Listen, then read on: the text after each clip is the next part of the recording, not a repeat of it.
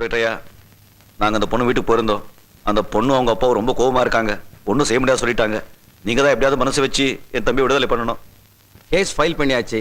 அவனை வெளியே விடுறதா இல்லை எத்தனை நாள் தண்டனைங்கிறத கோர்ட்டில் தான் முடிவு பண்ணுவோம். கோர்ட்டு கச்சேரின்னு போயிட்டா அப்புறம் நாங்களாம் கிராமத்தில் தலை தூக்கி நடக்க முடியாதையா. நீங்கள் தான் அவனை எப்படியாவது விட்டுடுங்க. அதுக்கெல்லாம் சட்டம் இடம் கொடுக்காதுப்பா. இன்ஸ்பெக்டர், அவர் விட்டுடுங்க.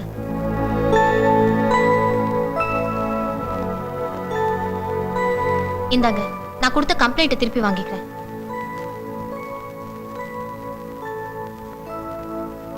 என்னம்மா இது? நீயே கம்ப்ளைண்ட் கொடுத்துட்டு நீயே வாபஸ் வாங்கிக்கிறேங்கிற?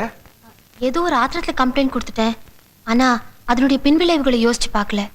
நல்ல வேளை கடவுள் ரூபத்துல ஒருத்தர் வந்து என் கண்ணை திறந்துட்டாரு. கோர்ட்டுக்கு போய் என் மானத்தை நானே ஏலம் போட விரும்பல. சாரி, கண்டிப்பா இது நடக்காது. கேஸ் ஃபைல் பண்ணியாச்சு. இன்ஸ்பெக்டர், இது என் பொண்ணோட மான பிரச்சனை. தப்பு பண்ணவனை தண்டிச்சு தன்னுடைய வாழ்க்கையை கெடுத்துக்கிறத விட அவனையும் திருத்தி தானும் நல்லபடியா வாழணும்னு விரும்புறா என் பொண்ணு. இதுல என்ன தப்பு? ஆமா இன்ஸ்பெக்டர், அவரே கல்யாணம் பண்ணிக்க நான் முடிவு பண்ணிட்டேன். என் சர்வீஸ்ல இந்த மாதிரி கேஸை பார்த்ததே இல்லை. கான்ஸ்டபிள் ராஜதுரை கூட்டிட்டு வாப்பா.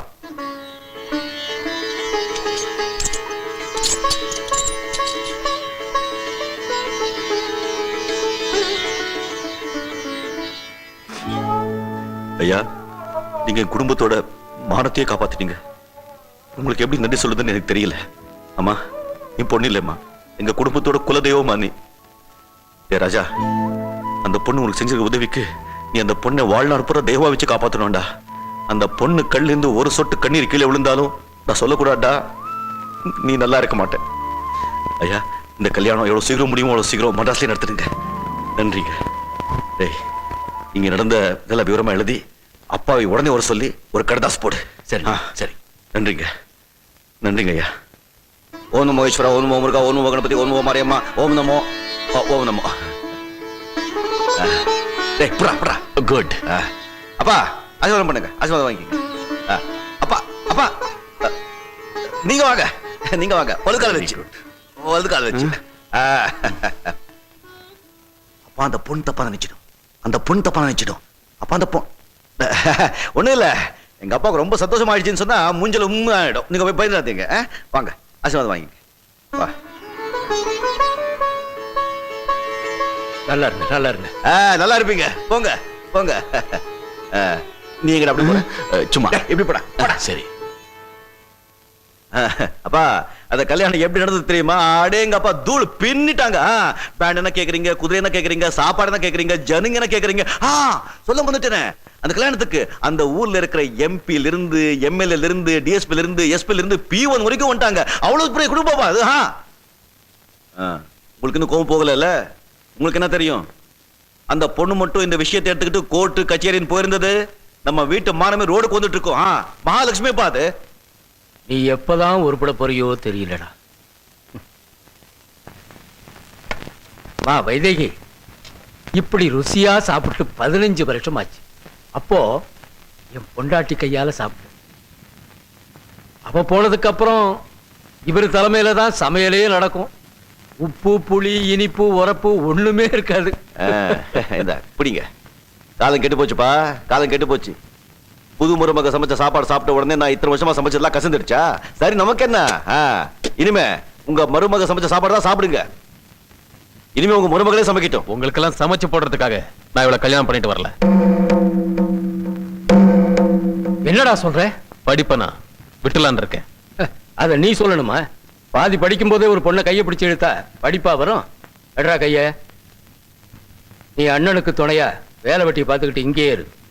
இங்கயா? இந்த கிராமத்திலயா? எந்த மடையா இருப்பான்? நான் மெட்ராஸ் போய் தொழில் ஆரம்பிக்க போறேன். அதுக்கு எனக்கு ஒரு 5-6 லட்சம் தேவைப்படும். சீக்கிரம் ஏற்பாடு பண்ணீங்கன்னா நல்லா இருக்கும். 5-6 லட்சமா? அவ்வளவு பணம் என்கிட்ட கிட்ட இருக்கு. பணம் இல்லைன்னா என்ன, சொத்து இருக்குல்ல, தோட்டம் துறவு வயல் வரப்புன்னு எனக்கு சேர வேண்டியதை பிரிச்சு கொடுத்துட்டா நான் வித்துட்டு எப்படியோ பொழைச்சுக்குவேன். அள்ளி செருப்பாளா, கொஞ்சம் பொறுமையா இருக்கு.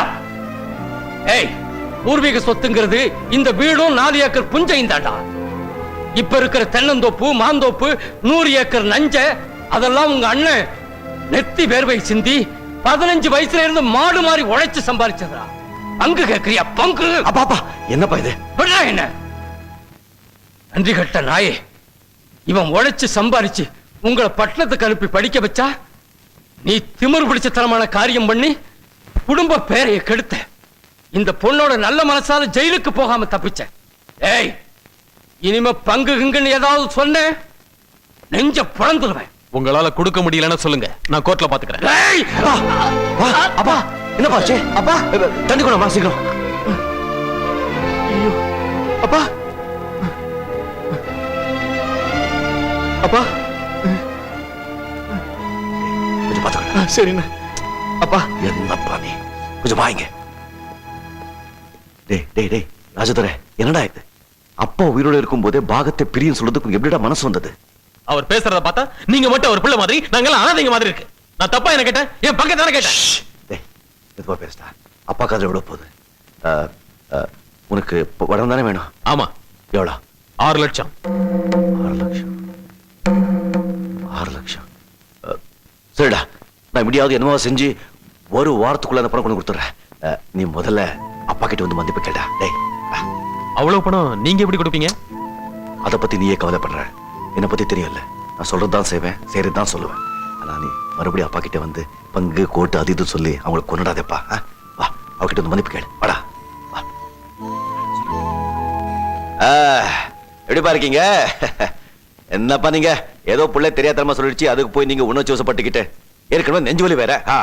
இத பாருங்கப்பா, இந்த காலத்து பிள்ளைங்க செய்யற செயல் பேசுற பேச்சு இதெல்லாம் பார்த்து தகப்பனாருங்க தலையை கெடுத்துக்க ஆரம்பிச்சா இந்த உலகத்துல எந்த தகப்பனாரும் நிம்மதியாவே இருக்க முடியாது. எல்லாம் துபாய் போக வேண்டியதுதான். பாவம் புள்ள என்ன உள்ள கூட்டிட்டு போய் நான் தப்பு செஞ்சுட்டேன் அப்படின்னு ஓன்னு அழுதுச்சு. நான் போய் வைத்தியரை கூட்டிட்டு வர, அவனை மன்னிச்சிடுங்க. டேய் மன்னிப்பு கேட்டா. அப்பா என்ன மன்னிச்சிடுங்கப்பா. குட். தர்மா, இந்த பெட்டியில 6 லட்சம் ரூபாய் பணம் இருக்கு. இந்த பத்திரத்துல ஒரு கை நாட்டு வச்சுட்டு பணத்தை வாங்கிட்டு போ. சரிங்க.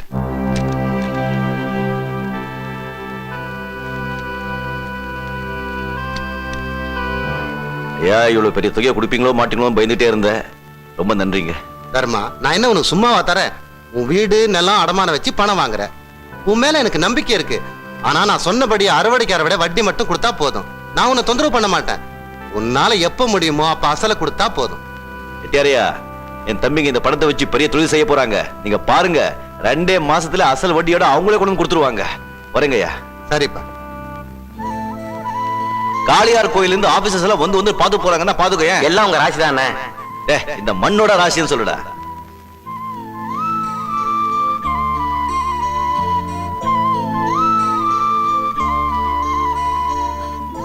இந்தப்பா, நீ கேட்ட பணம் 6 லட்சம் ரூபாயா? ஆமா, நீ அவ்வளவுதானப்பா கேட்ட. ஆமாண்ணே. அது இருக்குப்பா. பெரியதா, இவ்வளவு பெரிய தொகை எப்படி நீங்க? அது விடுமா, அது வந்து எப்படியோ. இது பாருப்பா, இந்த பணத்தை வச்சுக்கிட்டு போய் சொல்லாம நியாயமா தொழில் செஞ்சு முன்னுக்கு வாப்பா. இந்த பொண்ணு நல்லா பாத்துக்கோப்பா, பெரிய எடுத்து பொண்ணு. போங்க. அப்பாக்கே சொல்லிட்டீங்களா? சொல்லிட்டோண்ணே. ஆசீர்வாதம் வாங்கிட்டீங்களா? போங்க. என்னமா இது இருக்கட்டும். வர பெரியதா. அண்ணே உட்காருங்க.